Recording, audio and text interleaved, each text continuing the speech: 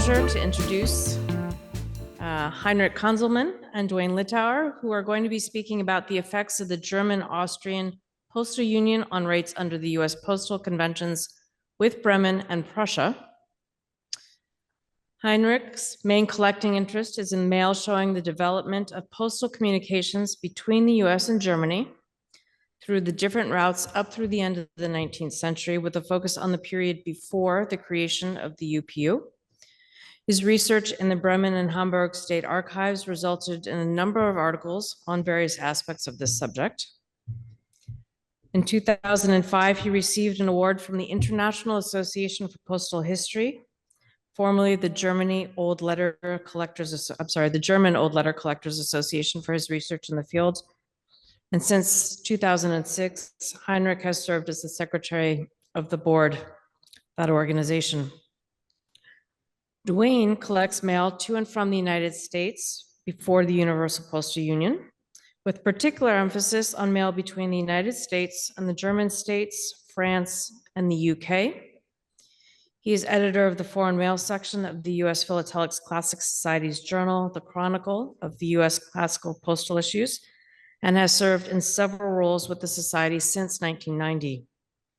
He is past president of the Crescent City Stamp Club of New Orleans and the author of numerous articles on transatlantic mail topics. Thank you for joining us. Thank you. Introduction. All right, so can we begin? So Heinrich, can you go to the first slide? Okay, so Heinrich and I are going to divide the slides about halfway through. And our topic, as Susan was saying, is the German-Austrian Postal Union, the GAPU or GAPU, if you want to pronounce it. And this is considered to be a forerunner of the UPU. And so we're going to talk about the UPU and the drive for reduced and uniform and simplified postal rates on mail between the U.S. and the German states. And because that's a very big topic, we're going to focus just on the postal conventions with Bremen and Prussia. And you'll see that just that aspect is quite a lot. So the main problem was that postal rates within Germany, because there was many separate German states and had different rates and different, they were different countries basically. They had different rates and they were non-uniform. It was an impediment to having easy mail exchange between the U.S. and German states. Okay, Heinrich, next slide. So I'm not going to go into a lot of detail about the GAPU, but I'm going to give you just a high-level overview. The GAPU was a treaty signed between Austria and Prussia in April 1850, effective July 1850, and they invited other countries to adhere. You may remember Jamie Goff's presentation yesterday, where he made the distinction between being a member and adhering. And adhering means to observe the terms of the treaty. And a number of states joined as of the original effective date: Bavaria, Holstein, Liechtenstein, Saxony, Saxe-Altenburg. One of the entities we're going to talk about quite a bit in this hour is Turninn-Taxis. So Turninn-Taxis was not one of the German states, but it was a postal authority that operated in the German states and provided the postal service for a number of the German states, from some large ones and some small ones. And so Turninn-Taxis signed a treaty with Prussia regarding the GAPU in August 1850. But the problem was the states that Turninn-Taxis serviced were the states were sovereign states, and those states had to decide to adhere. And the dates when the states that Turninn-Taxis serviced chose to adhere varied. And so we'll see a lot of what we're talking about here is anomalies relating to Turninn-Taxis and the GAPU and mail between the German states and the United States. So one of the main ideas of the GAPU and the UPU also was the guaranteed right of transit through member countries. So if you're adhering to the treaty and you're sending a letter from one German state to another, but it has to transit through another German state, there won't be a transit fee. it's free transit through the states, and that was a big negotiating point in the UPU and in the GAPU. The rates were simplified. The rates were based on weight in German loaf. German loaf were 16.66 grams, and there were basically three rates, up to 10 German miles, 10 to 20, and 20 and over. And a German mile is quite a bit more than the English or the U.S. statute mile. But for distances between, let's say, Bremen and Württemberg or Bavaria, they would all be over 20 German miles. And a lot of the distances are. So that the rate would be 3 Silbergroschens or 9 Kreuzers. Okay, next slide. So the first treaty we're going to talk about is the U.S. Bremen Convention of 1847.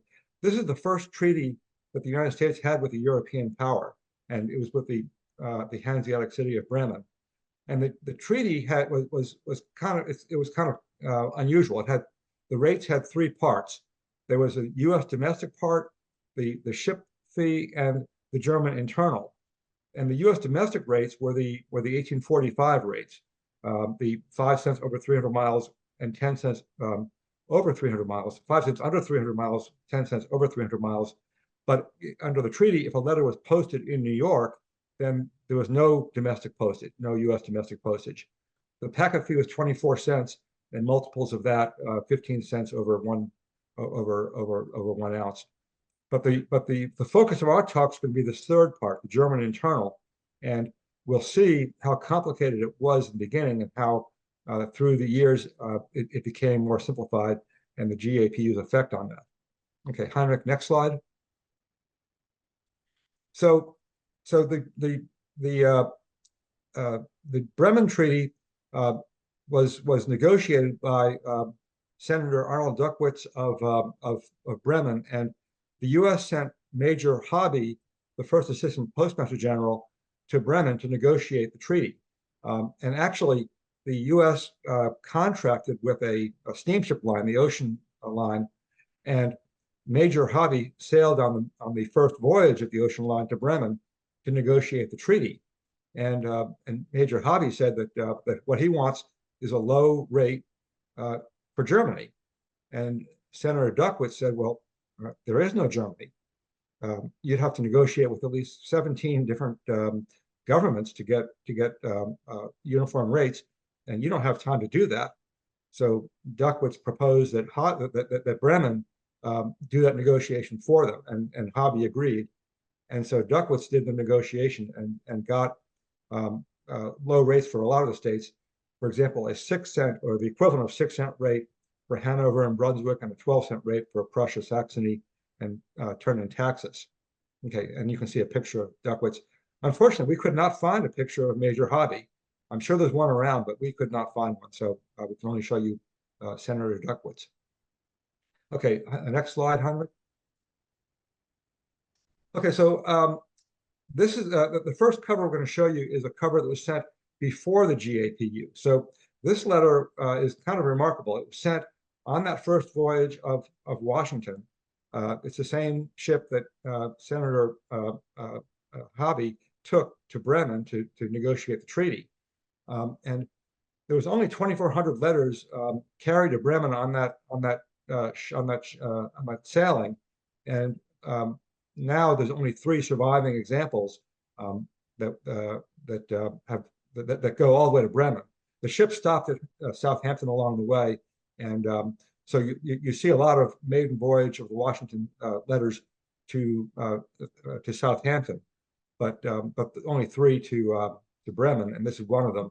Unfortunately, it was stolen and has not been recovered, but we do have a scan at least to show you. So, but this shows how complicated the rates were. This letter is from New York to Austria, and it's marked paid, but the prepayment is not shown, and it's from New York, so there's no U.S. domestic postage. So the 24-cent sea postage that the U.S. Would have debited is not shown on the letter, but would have debited to Bremen, and that 24 cents is converted to 9 Gütegroschen, the currency of Hanover. Bremen added a a 3/4 Gütergroschen fee for transit from the port city of Bremerhaven down to Bremen. The U.S. later objected to that fee, and it was removed after the first 5 sailings.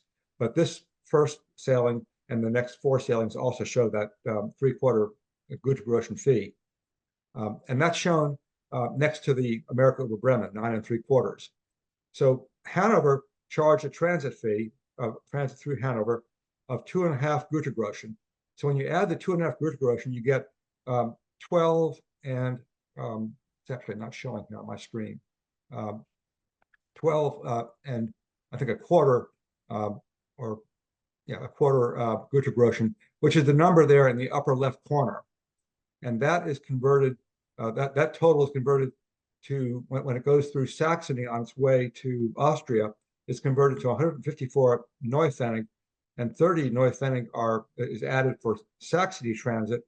So you see in the center of the cover 184 Neupfennig, which is the total that Saxony is debiting to Austria. And that's converted to the Austrian currency, which is Kreuzer Convention Münze, which is 53 Kreuzer Convention Münze. And that's shown at the lower left and also under the New York, the New York marking is not very well struck, but it's right below that. And then the Austrian internal postage of 12 Kreuzer is added for a total of 65 Kreuzer, the 60 Kreuzers to a Gulden. And so the total of 1 Gulden, 5 Kreuzers is shown right below the C brief marking. The C brief marking was used for ship letters, and it really shouldn't have been struck on this letter, but it was, and that's another story that we won't get into here. So next slide. So now we have a cover that was sent after the GAPU. So this is the same correspondence. It's from New York to the same addressee in Steuer, Austria. It's written Germany, but it's actually Austria. And now you see New York marks 24 debit to Bremen for the C postage, because it's mailed in New York, so there's no U.S. internal.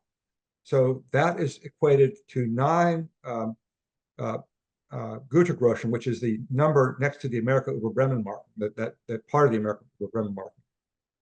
And now the Hanover transit is only 1 1/3 Gütergroschen to southern Germany, and so they mark 10 1/3 as the sum of the 9 plus 1 1/3. But then they realized that the Hanover transit to Austria is actually 2 Gütergroschen, so they crossed out the 10 1/3 and wrote 11 in the upper left, same place as the 12 1/4 was written, and that's the debit to Saxony, and then it goes to Saxony, and that total of 11 Gütergroschen, the Hanover currency, is converted to 13 9/10 Neugroschen in the Saxony currency, and then 3 Neugroschen Saxony transit is added for a total of 16 9/10 Neugroschen, which is written in the center.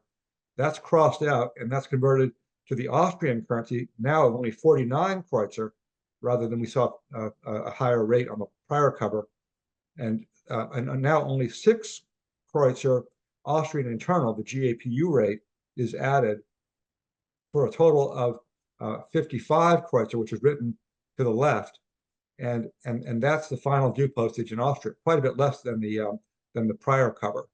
And then in the upper right, there's a Leipzig Railroad marking written in blue. Okay, next slide. Okay, so the next chapter in our story about the GAPU is what they call the 1 month period. And so this is a 1 month period of rates that began June 1, 1850, when Hanover began adhering to the GAPU. And it only lasted 1 month because the U.S. rates changed July 1, 1851, not 1850. My apologies. So it's June 1, 1850 and July 1, 1851, just in that month. And the U.S. rates were simplified. Instead of the U.S. 5 and 10 cent rates plus the 24 cent C rate, there was a uniform 20 cent rate that applied. that included the US domestic and the C rate. So it was a rate reduction. So when Hanover joined the GAPU, it no longer was able to charge that 1 1/3 Gütergroschen transit charge we saw on the last cover on mail to southern Germany, mostly to Württemberg. So afterwards, they were treated as the originating office into the GAPU for mail under the U.S. Bremen Convention. So so Hanover was able to keep the GAPU rate, which was 9 Kreutzer, the over 20-mile rate in that table I showed you before, or 3 Silbergroschen if it was in the Silbergroschen currency of Prussia and some of the other mostly northern German states. So these in the 1 month period, Bremen introduced brand new fractional currency markings, which I'll show you in a minute, but I'm going to first show you the 4 different main rates under the Bremen Convention before, so you can see how it changed. And we're going to focus on the turn in taxes part of that rate. So next slide, Heinrich. Okay, so here are the markings before the 1 month period, in the period basically from 1847 to June 1, 1851. And there's 4 different rates. There's the 24-cent rate for a letter from New York where the C postage was not paid. So the total debit to Bremen is 24 cents just for the C postage, no U.S. internal. There's the under 300 mile rate, 5 cents plus 24 cents, 29-cent rate, and then the over 300 mile rate of 34 cents, 10 cents plus 24 cents. So in the first column, Bremen debits to Hanover, we see the equivalent of 24 cents is 9 Gütergroschen in the Hanover currency. The equivalent of 29 cents is 10 and 11/12 Gütergroschen, and the equivalent of the 12 3/4 is 34 cents is 12 3/4 Gütergroschen. And then when you add the Hanover debit for Hanover transit, and by the way, if a letter was paid, the first line, the letter was paid to Bremen, there was no debit to Bremen because the C postage and the U.S. internal will be paid, and so you see no debit next to the America over Bremen marking. So in the last column, Hanover debits to turn in taxes. The Hanover debit is 1 1/3 Gütergroschen, and so for a 24-cent letter, you add the 1 1/3 to the 9, and you get that 10 and 1/3 marking in the last column. Double is 20 and 2/3. We're not going to show one of those covers. When you add the 10 and 11/12, add 1 1/3 to that, you get 12 1/4. When you add 1 1/3 to the 12 3/4, you get 14 and 1/12. Okay, next slide, Heinrich.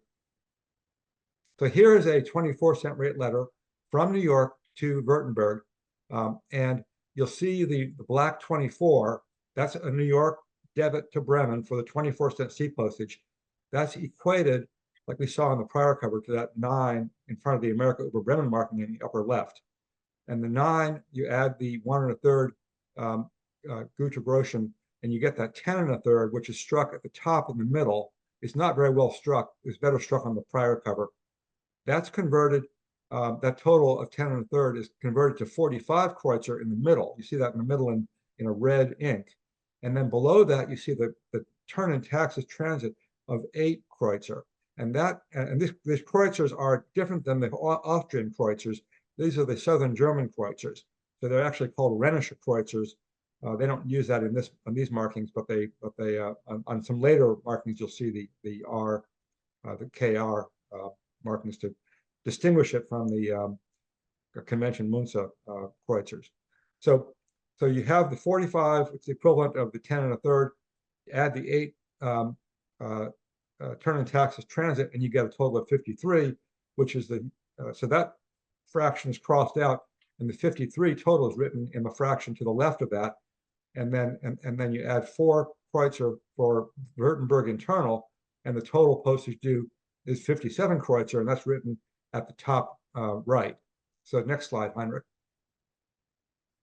So this is a 29-cent rate letter, and you see it's from where's it from? From Quakerstown, Pennsylvania, and the 29 is written in the lower left in black ink, and that's the debit that was probably written in Quakerstown, but New York allowed that to stand as a debit to Bremen, and that's converted to the 11 and 1 and 10 and 11/12 Gute Groschen written next to the American Bremen marking. You add your 1 1/3 Gute Groschen Hanover Transit, and you get 12 1/4, which is the hand stamp below the first line of the address. And then you add to that, that's converted, I'm sorry, that's converted to 53 Kreutzer, which is written to the right of that. And then again, you see right below it, the 8, which is the turn and taxes transit, which we're going to be talking about in more detail in a minute. And that's crossed out, and the total of 61 is converted. The 60 Kreutzers to a Gulden, and so that's converted to 1 Gulden, 1 Kreutzer, which is right below the America Über Bremen to the left of the 12 and 1/4. And then below that is written a 4 for the Württemberg internal postage, and that total is 1 Gulden 5 Kreutzer, which is written in the lower left. So that's a 29-cent rate letter. Next slide, Heinrich. Okay, and this is a 34-cent rate letter. This is from Dayton, Ohio, and the 34 is written. It's in black ink, kind of to the right in the middle. It's kind of hard to see there, but that was probably written in Dayton again, and New York allowed that to stand as the debit to Bremen. And the reason why the postmaster in Dayton would write the 34 is not because that's going to be collected in Germany, because that's U.S. cents, but it indicated the intent of the sender as to what service they wanted, whether it be open mail through England or something else. So that showed the intent to have it go into the Bremen Convention. So that 34 is converted to the 12 3/4 in the American Bremen marking. You add your 1 1/3 Gute Groschen Hanover Transit, you get the 14 1/12 hand stamp over the Dayton marking, and that is converted to 61 Kreutzer, which is actually written as 61 right in black in red ink over the Dayton marking. And then again, they add 8 Kreutzer turn and taxes transit, and that total is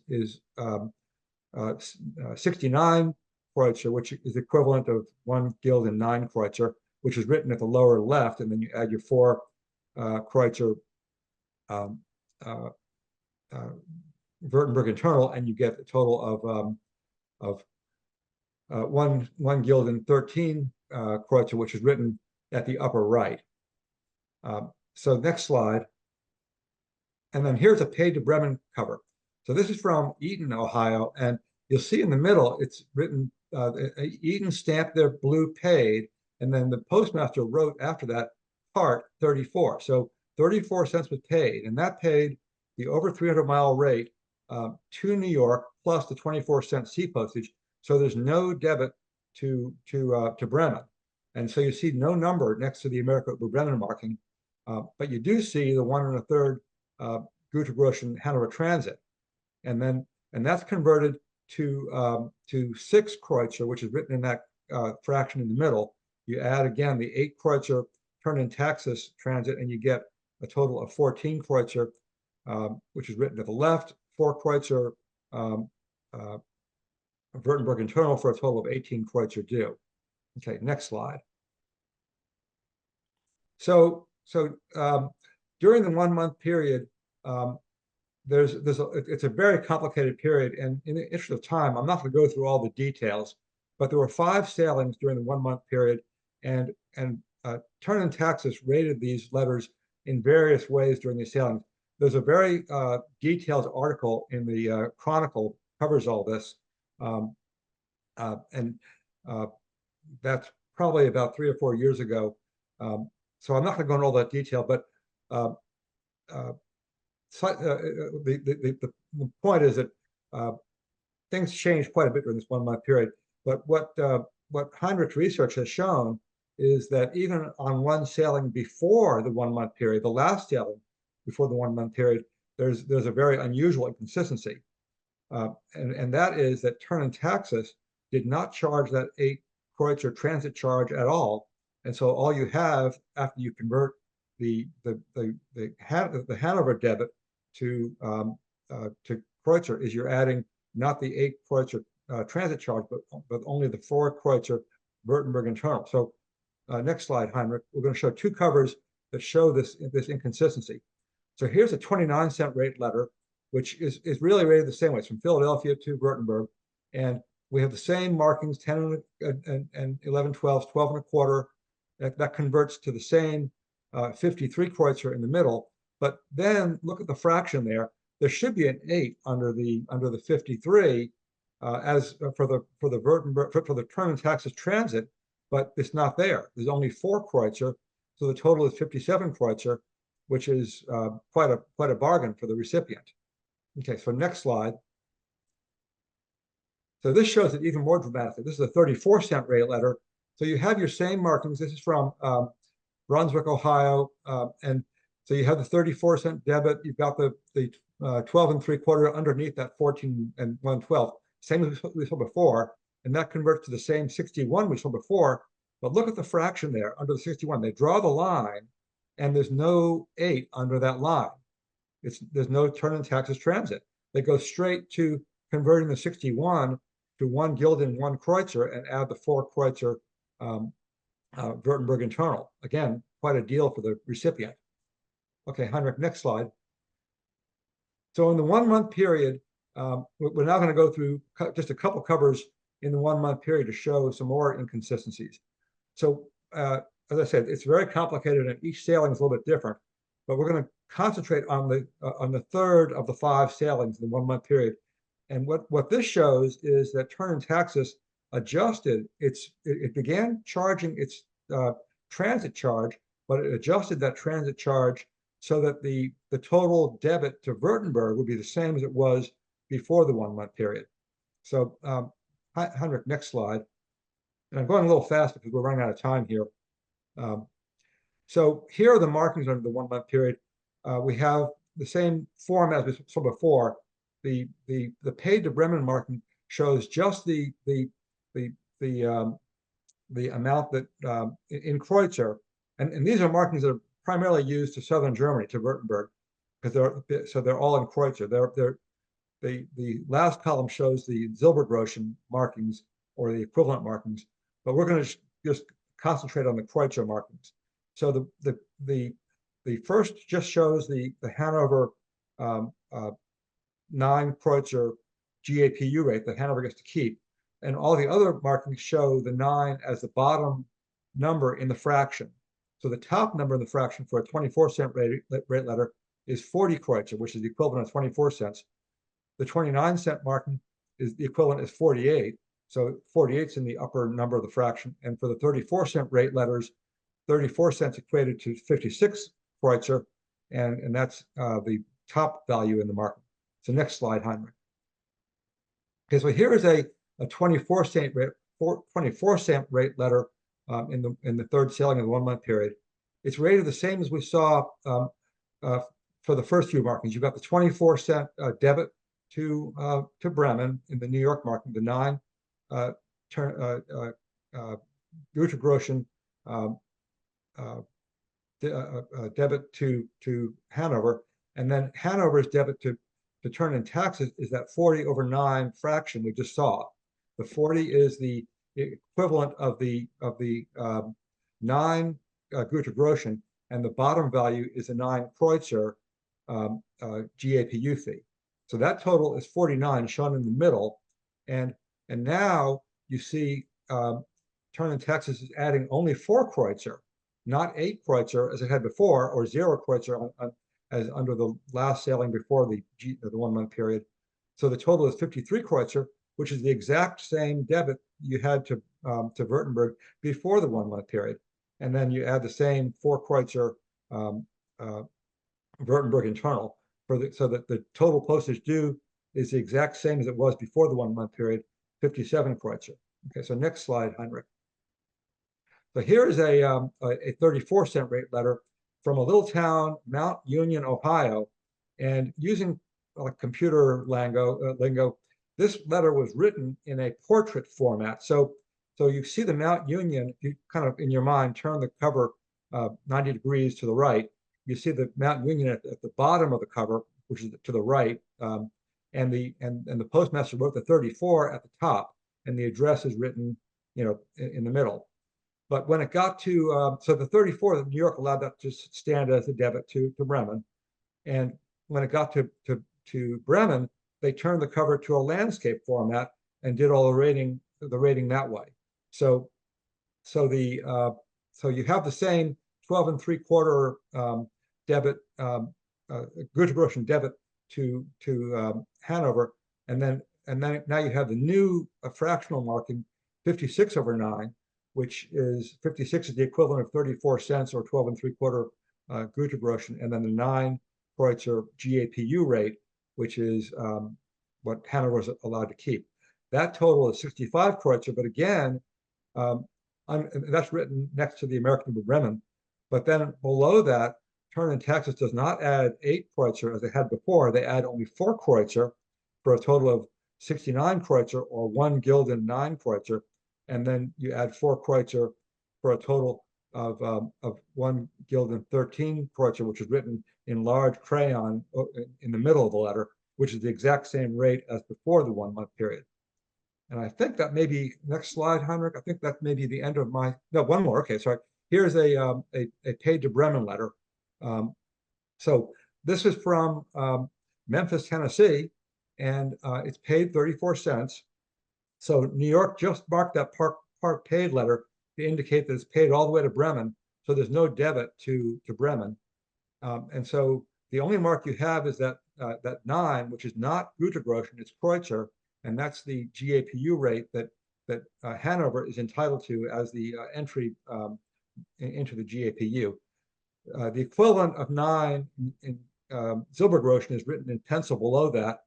The 9 is written also in kind of faint, but it's in red ink next to the paid markings between the 34 and the paid. And then now what you see is below the 9, Turn in Texas is only adding 5, not 4 as the prior two covers, but 5, which brings the total to 14, which was the exact total that they charged before the 1 month period. And then you add your 4 Kreutzer Württemberg, and you get a total of 18. And I think they add 1 more local fee. So for a total of 19 Kreutzer due, which is shown there to the right in the middle. And I think that may be my last slide before I turn it over to Heinrich. So next slide, Heinrich. Yeah, okay. So now I'm going to let Heinrich go on with the Prussian Convention, and then some later covers from the Bremen Convention. Yes, we have just seen that when Hanover joined the GAPU, this resulted in a rather chaotic situation during the 1 month period. But when the US-Prussian Convention went into effect on 1st of October 1852, the major German states had already joined the GAPU. The 30-cent rate for a single letter was comprised of 5 cents was internal, 18 cents C, and British, 2 cents Belgian transit, and 5 cents Prussian postage. Prussia concluded the convention for all present and future GAPU states, as is said in Article 2, and they set a uniform GAPU rate of 2 Silbergroschen or 6 Kreutzer equal to 5 cents. This rate, GAPU rate, was less, 1/3 less than the over 20 German miles rate of 3 Silbergroschen or 9 Kreutzer. Turn in Texas did not accept this lower rate initially, but instead on outgoing prepaid letters they used the British open mail under the Anglo-Prussian Convention, or on incoming unpaid letters they increased the postage due, as we will see on the following covers. Here we see an outgoing letter. The versender wrote explicitly per brush enclosed mail, but when he brought the letter to the Frankfurt post office on 2nd September 1856, he had to pay 9 Kreuzer GAPU postage and 38 Kreuzer foreign postage, in total 47 Kreuzer. And in addition, in New York, the address was charged 5 cents. So this cover was more expensive than the brush enclosed mail covers, but there was no advantage. The Frankfurt commerce was very angry about this, but it was not until 1859 that Turn and Taxis gave up their resistance to the brush enclosed mail. One possibility to avoid the higher postage was to post such covers, to bring such covers to the postal department, which allowed the sending in the brush enclosed mail. This cover was written in Frankfurt on 19th December 1853, and the sender or the writer managed it, but the cover was posted in Prussia in Aachen. It was prepaid 13 Silbergroschen equal to 30 cents, and Prussia retained only 5 cent GAPU postage and credited 25 cents to the United States. In New York, the total rate of 30 cents was marked as prepaid. One incoming cover is shown here. On the first look, it looks like a simple brush enclosed mail letter. New York debited 23 cents for the brush enclosed mail, and Aachen marked a 45 Kreuzer due to the addressee in Heilbronn. But when you have a closer look, you see that here a 47 Kreuzer was added, and in Frankfurt the aus Amerika über Preußen marking was struck. This marking explains the increase of the postage from 45 to 47 Kreuzer. This rate increase is known on several covers via Frankfurt until early in 1853.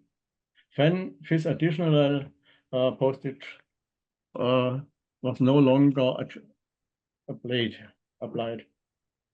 Here you see a later cover with a normal brush enclosed mail rate. Was posted in Buffalo on 8 March 1855, addressed to Württemberg. The sending office already marked 30 cents for the brush enclosed mail. New York debited 23 cents for brush enclosed mail letter. Aachen marked 45 Kreuzer postage due to the addressee. And interesting is the red underlining of a 45 Kreuzer in which was done in Frankfurt to show that all was correct. No additional charge was added. Now we come again to the Bremen Convention. The Prussian closed mail was faster than the Bremen mail, which had only 2 monthly sailings, whereas the Prussian closed mail made use of all the lines between Great Britain and the United States. And the 30-cent brush enclosed mail rate was not substantially higher than the 27 rate under the Bremen Convention. The consequence was the volume of the Bremen Convention mail dropped. And in May 1853, the Bremen Senator Duckwitz informed the first assistant postmaster General Seiler Hobby about this fact. Immediately negotiations started, and this resulted in a new Bremen Convention, which went into effect of 15th August 1853 with significantly reduced rates. 2 basic rates were set: a 15-cent rate for both German states, which consented a uniform postage of 5 cents equal to 2 Silbergroschen or 6 Kreuzer, and this was rewarded with an international rate of 10 cents only between Bremen and the United States. And a 22-cent rate for German states, which insisted on the higher rate of 7 cents, 3 Silbergroschen or 9 Kreuzer, with also a higher international rate of 15 cents. The 22-cent rate may have been in recognition of return on taxes resistance to the lower German internal rate in the Prussian closed mail to avoid any problems. As of August 15 August 1853, most German states had not yet agreed to the reduced 2 Silbergroschen transit postage, so nearly all states belong to the 22-cent rate.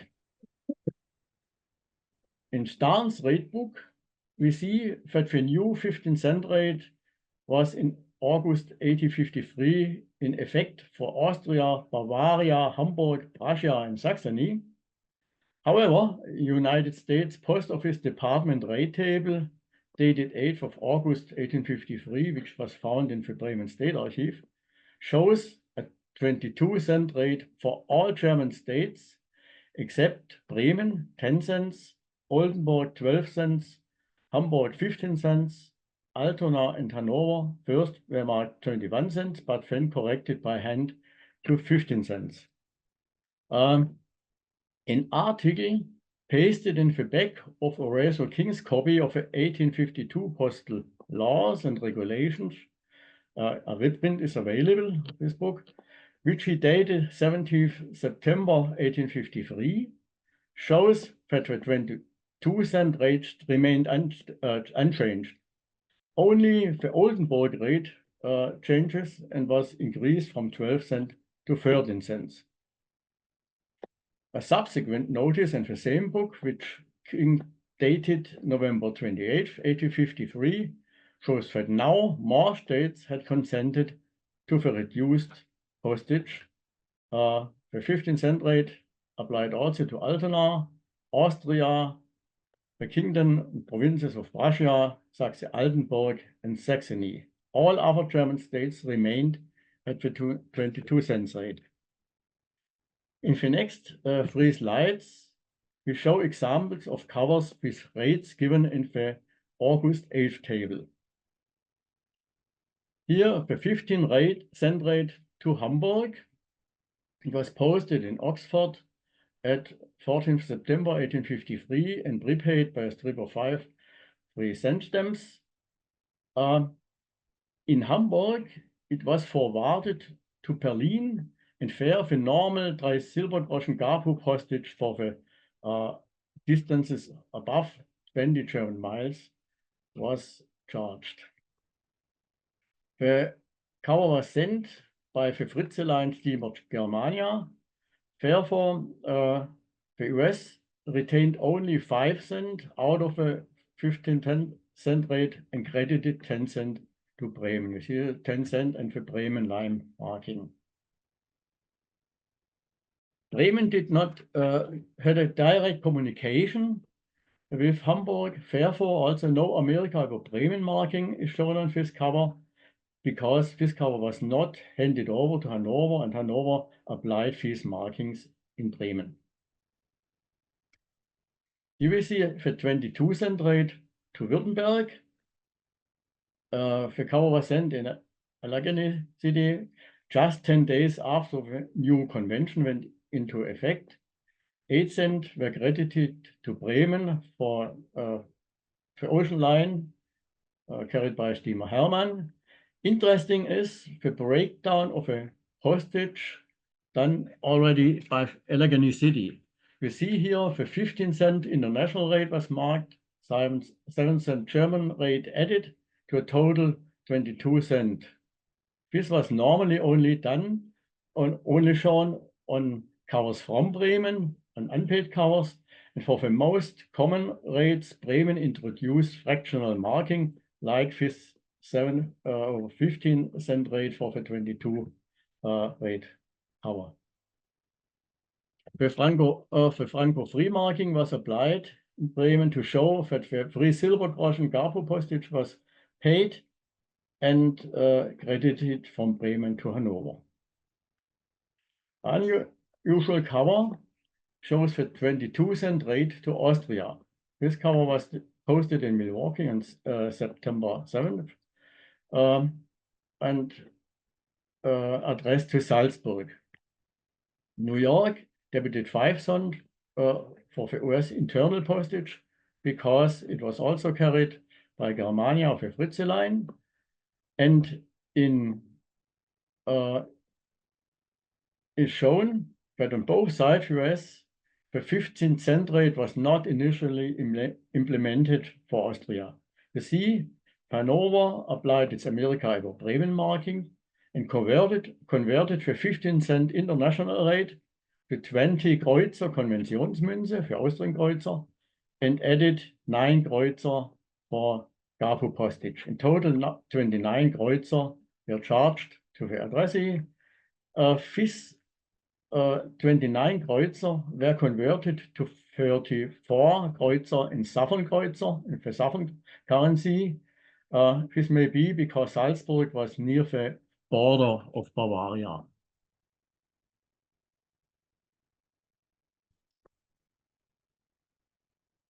Here we see a cover in the other direction.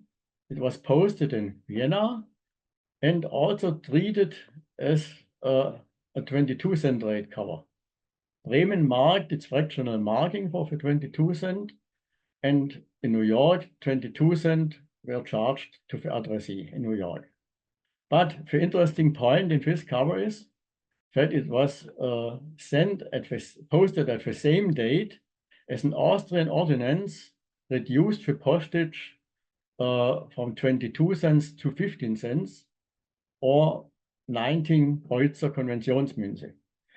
Here we see that a debit of 2 was written for the new rate, but this was overwritten by a 3 silver groschen. This is the old GAPU rate, and this was repeated at the left.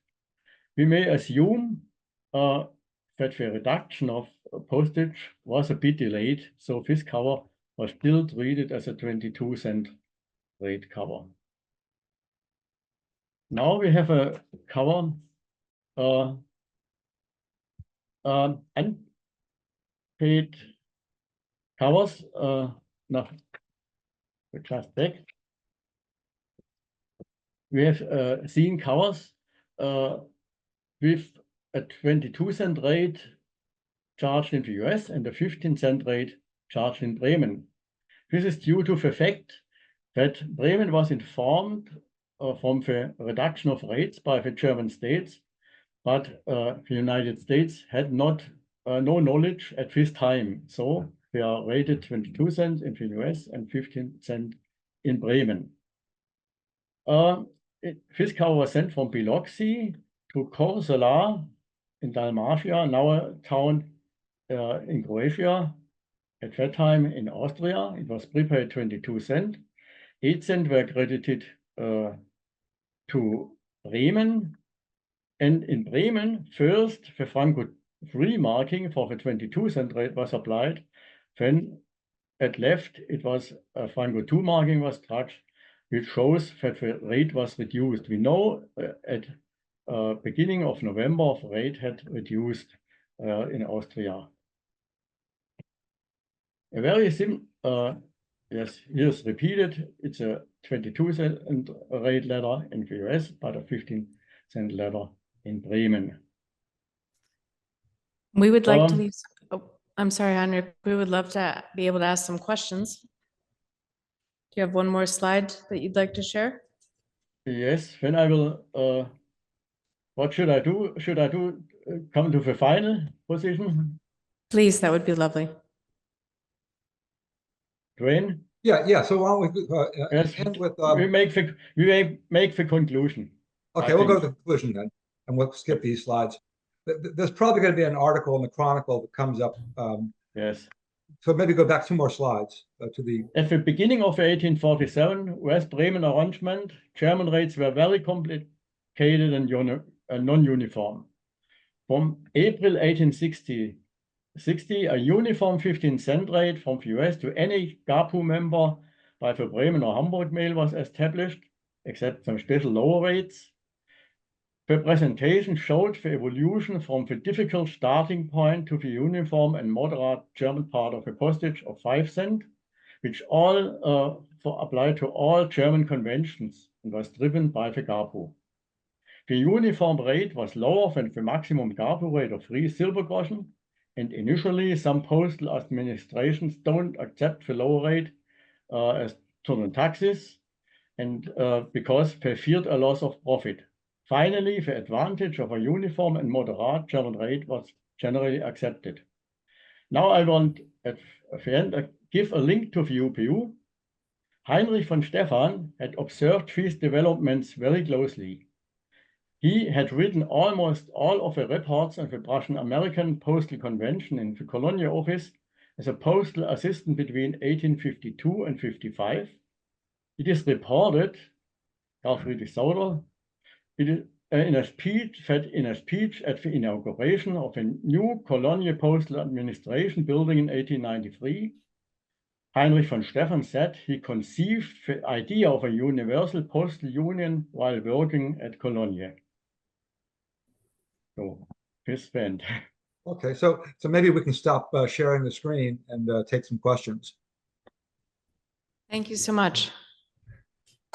What was behind the United States deciding to negotiate its first postal treaty with the German states? Were the German states that much more of a priority at this time? No, I mean, the U.S. was ardently seeking a postal convention with England, and we even had a postal war with England over rates. So I think that the desire was to have the first postal convention with England, but England was resisting, and so for a European postal convention, the U.S. actually there's the Harjust transatlantic mail book has a detailed recounting of this history, but they went to a number of cities in countries in Europe to see which would be the most advantageous port and what would be the most advantageous place, and Bremen won out in that competition. And you know, a large part of Bremen's economy, I think, was based on foreign trade, so it made sense for them to make a very good case for the first postal treaty. Do you know which other German authorities were particularly interested that lost out to Bremen? Well, I think Belgium was and France, I think also. I forget all the places. Other countries as well. Okay. But the part of the thing was, where was this U.S. shipping line, the ocean line, where was it going to sail to? And actually, because the ocean line was so poorly run and funded, they had to assign half of their sailings to the Havre line, and so every other sailing went to France, even though we didn't have a treaty with France. So at this time, was most of the mail between the German states and the U.S. commercial mail?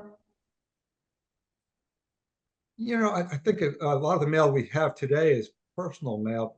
The letters, you know, we find in the it depends on the destination. Like those letters to Austria, that's commercial mail.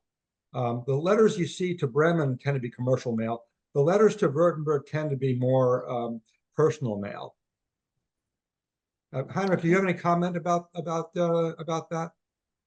Yes, I think it's more yes, letters from people which went to the US, yes, and wrote home at that time. Okay, immigrant mail. Okay. Want to thank you both very much for this excellent talk. I appreciate you joining us.